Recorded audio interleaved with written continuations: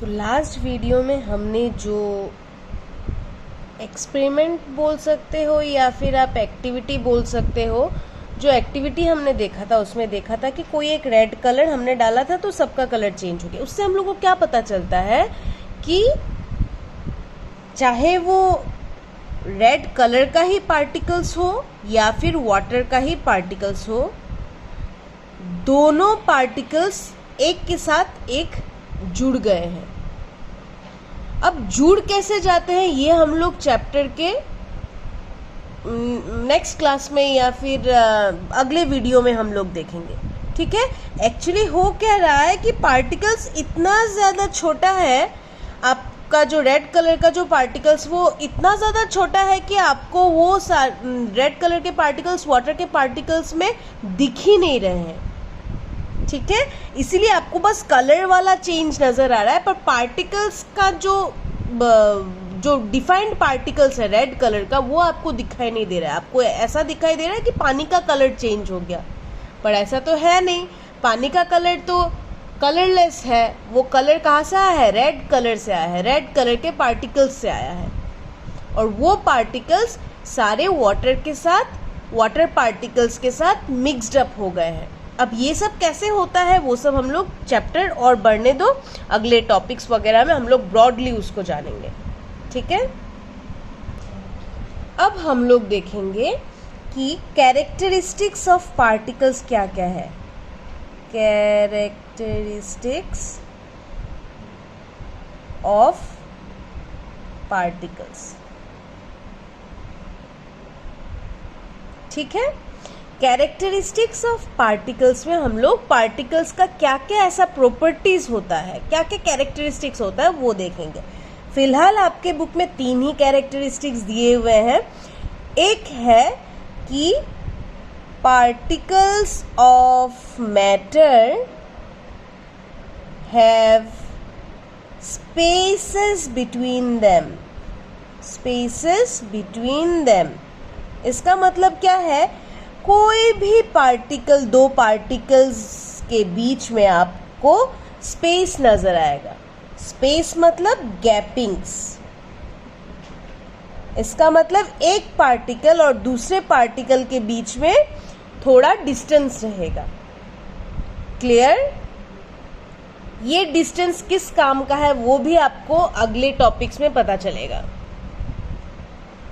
अब देखो, दूसरा कैरेक्टरिस्टिक्स है कि particles of matters are moving all the time, means they are moving. इसका मतलब कोई भी पार्टिकल ऑफ मैटर एक जगह पे ठहरा हुआ नहीं रहता है। They are not in rest, they are in motion. Second characteristics क्या हो गया? All the particles of matter are in motion या फिर they are moving all the time. Clear? वो रेस्ट में नहीं रहते हैं। अगला थर्ड कैरेक्टरिस्टिक्स हो गया particles of matter attract each other. They attract each other. इसका मतलब क्या है? एक पार्टिकल ऑफ मैटर का दूसरे पार्टिकल ऑफ मैटर के साथ एक तरीके का अट्रैक्शन है। ठीक है, ये 3 कैरेक्टरिस्टिक ही आपके बुक में दिया हुआ है। इस 3 कैरेक्टरिस्टिक को अच्छे से आपको सीखना है। पहला हो गया स्पेस है, दूसरा हो गया मूविंग है, तीसरा हो गया अट्रैक्ट। तो ये 3 वर्ड अगर आप सीख के रख दो तो आपको इजी होगी। अब ये 3 कैरेक्टरिस्टिक को हम लोग थोड़ा ब्रॉडली देखते हैं। पहला वाला कैरेक्टरिस्टिक किससे रिलेटेड है? स्पेस से रिलेटेड है। इसका मतलब matter, all the matters have space between them. अब इसका एक एक्टिविटी देखते हैं ताकि आप लोग को इसका एक एग्जाम्पल मैं बताती हूँ ताकि आप लोग को अच्छे से समझ में आ जाए। ठीक है, अभी सपोज आप लोगों ने एक वाटर का बीकर लिया। ठीक है, इस वाटर के बीकर में आपने एक सर्टेन अमाउंट ऑफ वाटर डाल दिया। ठीक है, अब इस वाटर में आपने सपोज ये सर्टेन अमाउंट को हम लोग 250 ml ले लेते हैं, एक सर्टेन अमाउंट। अब इसमें आपने 1 टेबलस्पून आपने सॉल्ट डाला। क्या डाला आपने? 1 चम्मच नमक डाला। आपने इसको स्टीर किया, हिलाया। आपको क्या दिखा कि कुछ देर बाद भी नहीं, कुछ सेकंड्स के बाद ही आपको क्या नजर आएगा कि जो सॉल्ट आपने डाला था वो सॉल्ट गायब हो गया, कंप्लीटली गायब हो गया। आपको अभी कुछ नहीं दिख रहा है। अब आप क्या करोगे? अब आप सोचोगे कि ये गायब हुआ तो कहाँ हुआ? कोई चीज तभी गायब हो सकती है जब उसको छुपने की जगह हो, है कि नहीं? अब वाटर में छुपने की जगह तो हमें दिख नहीं रही है, पर वो छुपने की जगह है, इस वजह से वो सॉल्ट गायब हो गया। ठीक है, तो उसी चीज को कैसे हम लोग ब्रॉडली बोलते हैं कि हर मैटर में पार्टिकल्स होता है और इन्हीं पार्टिकल्स के बीच में स्पेस होता है। सपोज मान लो ये सारा आपका वाटर पार्टिकल्स रहा, ये तीनों आपका वाटर पार्टिकल्स है। इस 3 वाटर पार्टिकल्स के बीच में अगर स्पेस नहीं होता तो सॉल्ट आपको नजर आता। इसी स्पेस के वजह से क्या हुआ, ये जो सॉल्ट आपने डाला, सॉल्ट का पार्टिकल इन दोनों के बीच में जो स्पेस था वो उसने ले लिया और इस वजह से आपको ये सॉल्ट अभी दिख नहीं रहा है। ये सॉल्ट वही स्पेस में जाके छुप गया। ठीक है, एंड इसी को हम लोग बोलते हैं कि the salt gets dissolved in the water because the water particles have space between them. Water particles have space between them. Clear? समझ में आया? तो इसी तरीके से हम लोग बोल सकते हैं कि every matter, every particles of the matter have space between them. ठीक है,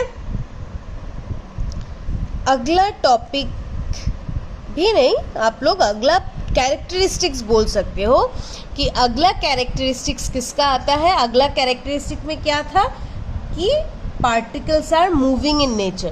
particles are moving in nature, वो मोशन में होते हैं, दे आर इन मोशन। यही तो पढ़ा है ना सेकंड कैरेक्टरिस्टिक। अब इसको समझने के लिए हम लोग मान लो कि इसमें क्या कहा गया है कि all the particles are in motion.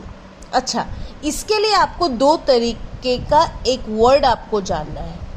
2 तरीके, ये सब आप लोगों को chapter number work power and energy बोल के एक चैप्टर है, उसमें मिल जाएगा, पर अभी के लिए जस्ट एक ब्रीफ इंट्रोडक्शन।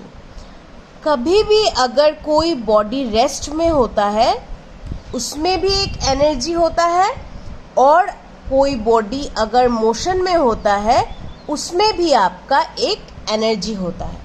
रेस्ट में रहते वक्त बॉडी के पास जो एनर्जी होता है उसको हम लोग पोटेंशियल एनर्जी बोलते हैं, और मोशन के वक्त जो बॉडी में एनर्जी होता है उसको हम लोग काइनेटिक एनर्जी बोलते हैं। समझ में आया? When the body is in motion it possesses kinetic energy, when the body is in rest it possesses potential energy। अब देखो हमारा सेकंड कैरेक्टरिस्टिक क्या है कि particles are moving in nature. इसका मतलब दे आर इन मोशन। जब motion में होगा तब पार्टिकल्स में कौन सा एनर्जी होगा? जब मोशन में होगा तब पार्टिकल्स में काइनेटिक एनर्जी होगा। ठीक है, समझ में आया? इसका मतलब particles of matters are in motion, ये कैरेक्टरिस्टिक हम लोग को बताया गया है। जब पार्टिकल्स में मोशन होगा तब उसमें कौन सा एनर्जी रहेगा? Kinetic energy. और काइनेटिक एनर्जी तभी रहता है जब बॉडी मोशन में रहता है। ठीक है, अब इसी का एक एग्जाम्पल लो। मान लो आपने एक अगरबत्ती जलाया विंडो में, एक विंडो में आपने अगरबत्ती एक जलाया। उसी अगरबत्ती का गंध, फ्रेगनेंस आपको पूरे रूम में मिलेगा। क्यों? क्योंकि जो अगरबत्ती का पार्टिकल्स है वो आपका पूरे रूम में फैल रहा है। अब आप लोग पूछोगे कि हर चीज़ का गंध क्यों नहीं फैलता, या फिर ये बुक, ये कॉपी जिसमें मैं लिख रही हूँ, ये क्यों नहीं फैल रहा है। तो ये भी चीज़ हम लोग अगले ही टॉपिक में पढ़ेंगे, जो है की है स्टेट्स ऑफ मैटर, जो है सॉलिड, लिक्विड एंड गैस। अब फिलहाल के लिए आपको इतना तो पता चल गया कि ये आपका अगरबत्ती में जो पार्टिकल्स था वो सारा आपका मोशन में है, इसीलिए आपको उसका फ्रेगनेंस मिल रहा है। और इस प्रोसेस को, जहाँ पे आपका दो तरीके का पार्टिकल्स मिक्स हो जा रहा है, यहाँ पे एक तो एयर का पार्टिकल्स था और आपका कौन सा पार्टिकल है, अगरबत्ती वाला पार्टिकल। दोनों पार्टिकल आपका जहाँ पे मिक्स हो रहा है उस प्रोसेस को हम लोग डिफ्यूजन बोलते हैं। क्या बोलते हैं, डिफ्यूजन बोलते हैं, ठीक है।